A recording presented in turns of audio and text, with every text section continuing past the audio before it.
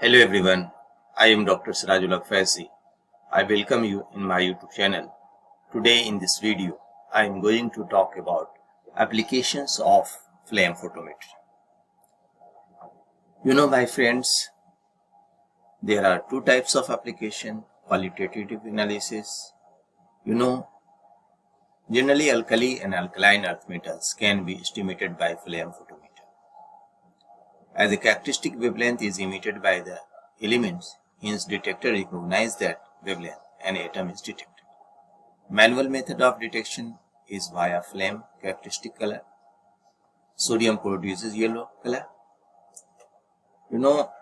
Many alkali and alkaline metals amount can be detected by the flame photometer by method of standard addition. This is the method of standard additions and method of internal standard. So, characteristics, wavelength of emission and detection limits. Aluminum, wavelength 396, detection limit 0.5. Element lead, wavelength 406, detection limit 40. Barium, wavelength 455, detection limit 3. Elements lithium and wavelength 461, detection limit 0.067. Calcium 423, detection limit 0.07. Element magnesium, wavelength 285, detection limit 1. Copper, wavelength 325, detection limit 0.6. Element nickel, wavelength 355, detection limit 1.6. Iron, wavelength 372, detection limit 2.5.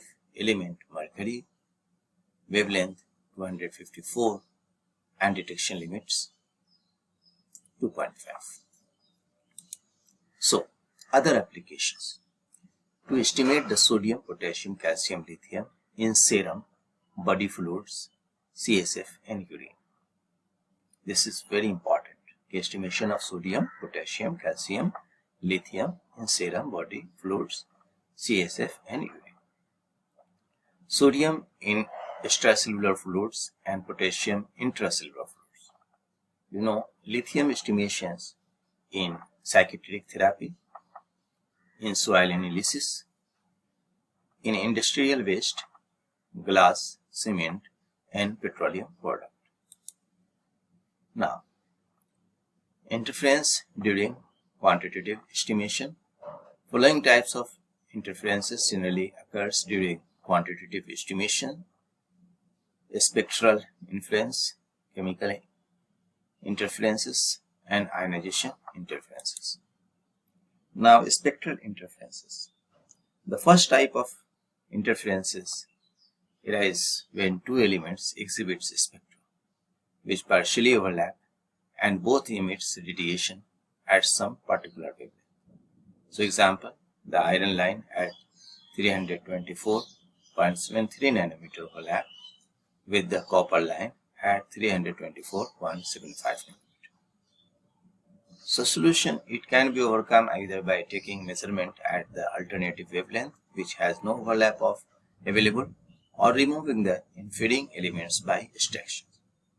The second type of spectral interference deals with the spectral line of the two or more elements which are close but their spectra do not overlap. Solution, it can be reduced by increasing the resolution of the spectral isolation system.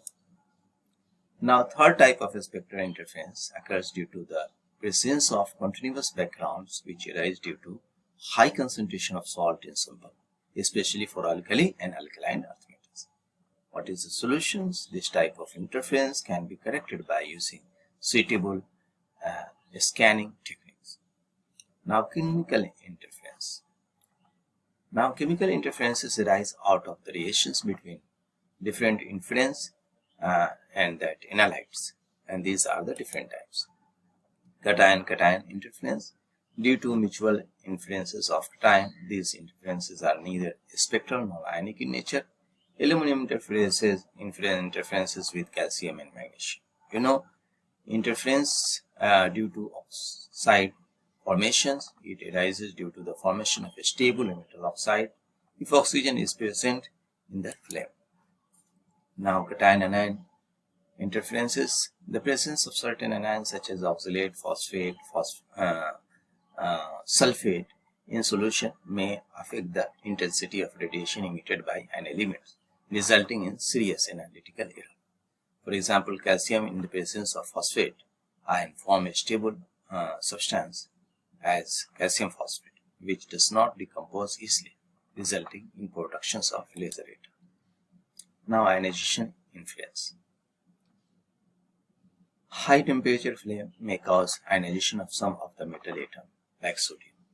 The sodium plus ion possesses an emission spectrum of ion with frequencies which are different from those of atomic spectrum of the sodium atom. So, what is the limitations?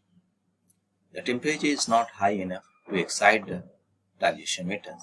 Therefore, the matrix is selective towards the detections of alkali and alkaline earth metal. The relatively low energy available from the flame leads to relatively low intensity of the radiation from the metal atom. Friends, the low temperature renders to influence and the stability of flame and aspirations conditions influenced by other elements is not easy to be eliminated. So, thank you very much for your time, and if you like this video, then subscribe my channel, share it in your friend circle, and at the end I would say again thank you for watching.